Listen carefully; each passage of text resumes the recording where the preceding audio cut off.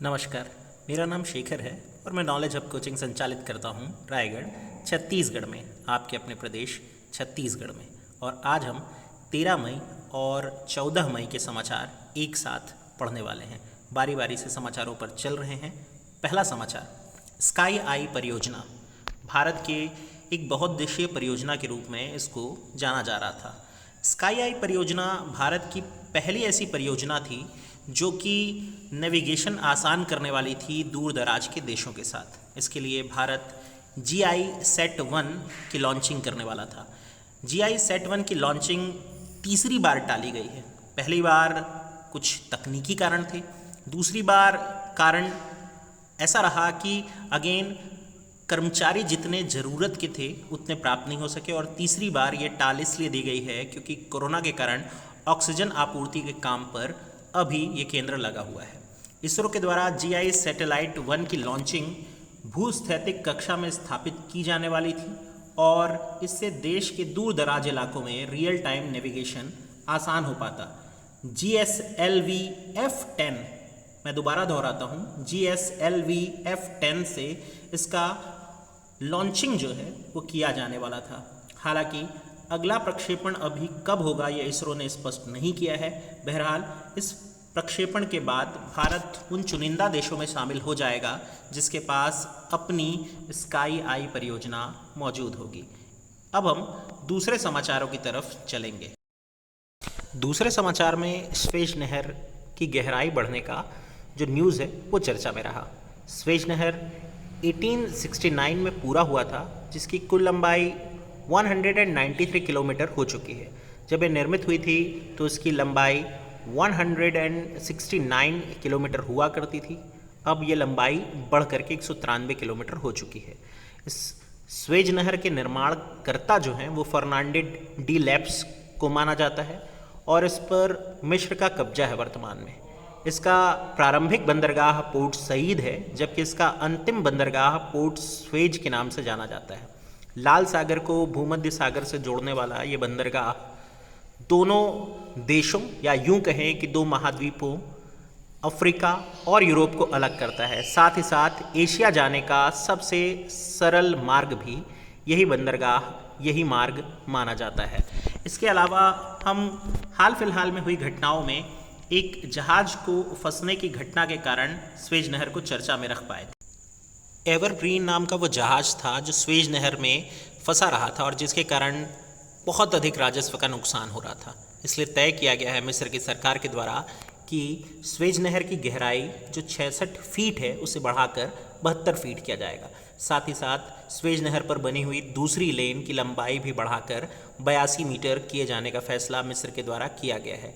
Suez नहर के साथ एक खूबसूरत तथ्य ये भी आप याद रख सकते हैं कि जिस सन में स्वेज नहर का निर्माण हुआ यानी 1869, महात्मा गांधी उसी सन में पैदा हुए थे।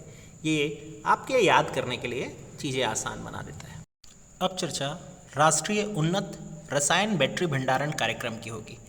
18,100 करोड़ रुपए की अनुमानित व्यय वाली इस परियोजना को हाल फिलहाल में कैबिनेट के द्वारा मंजूरी दे दी गई है। इस परियोजना की डिटेलिंग में हमें कुछ चीज़ें समझनी होगी। पहला चीज़, भारत सरकार के भारी उद्योग मंत्रालय ने इस योजना का प्रस्ताव रखा था। इस योजना के तहत 50 गीगावाट आवर्स की बैटरी निर्माण किए जाने का लक्ष्य रखा गया है। इस योजना में उन्नत रसायन सेल बनाए जाएंगे, यानी कि एडवांस्ड केमिस्ट्री सेल, जो नई पीढ़ी की बैटरी है उसका निर्माण किया जाएगा। अगर आपको ये टर्म समझ नहीं आ रहा है, ये शब्द समझ नहीं आ रहा है, मैं आसान कर देता हूँ। इस परियोजना में जो बैटरी बनेगी उसमें बिजली को इलेक्ट्रोकेमिकल या रासायनिक ऊर्जा के रूप में बदल करके रख लिया जाएगा। इसका फ़ायदा ये होगा कि जब ज़रूरत पड़ेगी तो इस रासायनिक ऊर्जा को वापस से हम विद्युत ऊर्जा में बदल सकेंगे। अब इसके अगर भविष्य को देखें तो भारत इलेक्ट्रॉनिक गाड़ियों की तरफ बढ़ रहा है, यानी ई व्हीकल की तरफ बढ़ रहा है। आने वाले भविष्य में ई व्हीकल आम चीज़ हो जाएगी और इसमें ये बैटरियाँ जो है वो बहुत कारगर होंगी। इस योजना का कुछ और अगर हम फ़ायदा देखें तो इसमें भारत के बैटरी निर्माण की मांग पूरी हो सकेगी। मेक इन इंडिया जो परियोजना चल रही है उसको बढ़ावा मिलेगा। भारत की इस तरह की बैटरी पर जो आयात निर्भरता है वो कम होगी। साथ ही साथ आने वाले भविष्य में ऊर्जा आवश्यकता को हम आसानी से पूरा कर सकेंगे। नई और अनुकूलित बैटरी प्रौद्योगिकी जो संस्थाएं हैं उनको लाभ मिलेगा, साथ ही साथ रोजगार के अवसर भी इस क्षेत्र में बढ़ सकेंगे। तो निकट भविष्य के लिए ये एक अच्छी योजना अभी प्रतीत हो रही है। अभी फ्यूचर देखना हमें बाकी है। अगले न्यूज़ पर चलते हैं। ये जो समाचार है वो बच्चों और उनके पेरेंट्स के लिहाज से बहुत उपयोगी है। बच्चों के लिए कोवैक्सीन के ट्रायल को मंजूरी मिल गई है। हैदराबाद की भारत बायोटेक कंपनी फेज़ 2 और फेज़ 3 के ट्रायल बच्चों पर करने वाली है। 12 से लेकर 15 वर्ष तक के बच्चों पर पहला ट्रायल होगा और दूसरा ट्रायल 2 वर्ष से लेकर 15 वर्ष के बच्चों के लिए होगा। ऐसा माना जा रहा है कि अगर ये ट्रायल सफल रहा तो 2 से लेकर 18 वर्ष तक के बच्चों के लिए इस साल के अंत तक टीका विकसित हो सकेगा।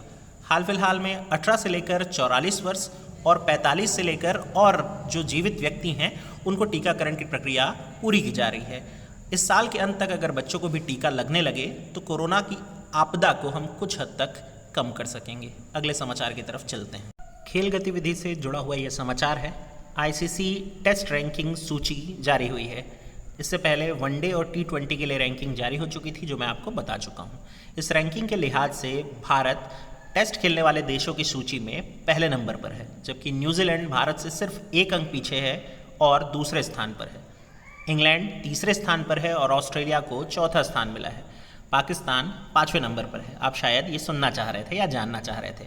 बहरहाल भारत और न्यूजीलैंड के बीच आईसीसी टेस्ट चैंपियनशिप अभी होनी है, जिससे पता चलेगा कि पहला टेस्ट चैंपियनशिप जीतने वाला देश कौन हुआ। भारत को अग्रिम शुभकामनाएं देते हुए अगले समाचार पर। इस समाचार में हम हमास के बारे में जानेंगे। हमास, जिसकी स्थापना 1987 में की गई थी, ये एक फ़िलिस्तीन आधारित सुन्नी इस्लामी कट्टरपंथी संगठन है। ये वेस्ट बैंक और फ़िलिस्तीन के गाजा पट्टी क्षेत्र में सक्रिय है और इजराइल फ़िलिस्तीन संघर्ष के धर्मनिरपेक्ष दृष्टिकोण का विरोध करता है।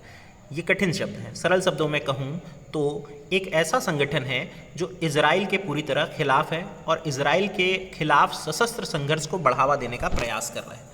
माना जाता है कि हमास हथियारबद्ध संगठन है और इसकी मदद मिस्र के द्वारा की जाती है। अगर हम इजराइल के बारे में कहें तो इसके चार्टर में, माफ़ी चाहूँगा, हमास के बारे में कहें तो इसके चार्टर में लिखा है कि वो इजराइल को पूरी तरह से तबाह करने के लिए संकल्पबद्ध है। शुरुआत में इसके 2 ही मकसद थे। पहला, इजराइल के खिलाफ हथियार उठाना और दूसरा, समाज कल्याण का काम करना। बहरहाल समाज कल्याण के काम तो अब दूर दूर तक दिखाई नहीं देते, बल्कि अभी इजराइल और फ़िलिस्तीन के बीच हो रहे संघर्ष में हमास उभर करके सामने आया है, जो इजराइल पर लगातार हमले कर रहा है। इस पर हम डिटेल में एक अलग वीडियो बनाकर बात करेंगे, लेकिन अभी हाल के लिए अगले समाचारों पर चलते हैं। इस छोटे से समाचार में हिमालयन लाल लोमड़ी की लुप्तप्राय प्रजाति का अध्ययन करने वाले हैं। उत्तराखंड में 3000 मीटर की ऊंचाई पर इसे हाल फिलहाल में देखा गया। वल्पस ग्रिफिथीन नाम से जानी जाने वाली ये लाल लोमड़ी 6 सालों से दिखाई नहीं दी थी। हाल फिलहाल में उत्तराखंड में ऐसी प्रजातियां दिखने लगी हैं जो काफ़ी दिनों से विलुप्त प्राय थी, जिसमें एक हिमालयन लेपर्ड भी है और अब हिमालयन लाल लोमड़ी। ये जैव विविधता को बढ़ावा देने के लिए एक शुभ संकेत मान सकते हैं। अगले समाचार में इंदु जैन के निधन पर हम चर्चा कर रहे हैं। इंदु जैन टाइम्स ग्रुप की चेयरपर्सन थी। बेनेट कोलमैन एंड कंपनी के नाम से जाने वाला टाइम्स ग्रुप सबसे बड़ा समाचार ग्रुप था। हाल फिलहाल में कल यानी 12 मई को कोरोना से इनके निधन का समाचार आया, जिससे पत्रकारिता जगत अभी तक सख्ते में है। अगले समाचार पर चलते हैं। ये न्यूज़ काफ़ी इंटरेस्टिंग होने वाली है। केपी शर्मा ओली, जो कि नेपाल के प्रधानमंत्री थे, 3 दिन पहले ही उन्हें पद छोड़ना पड़ा था क्योंकि वो विश्वास मत हासिल नहीं कर सके थे। एक बार दोबारा 3 दिन के भीतर वो नेपाल के प्रधानमंत्री बन गए हैं। उनके अगेंस्ट जो अलायंस थी पुष्प कमल दहल की नेपाल कम्युनिस्ट पार्टी, वो अपना अलायंस बचाने या अपनी सरकार बनाने में विफल रही।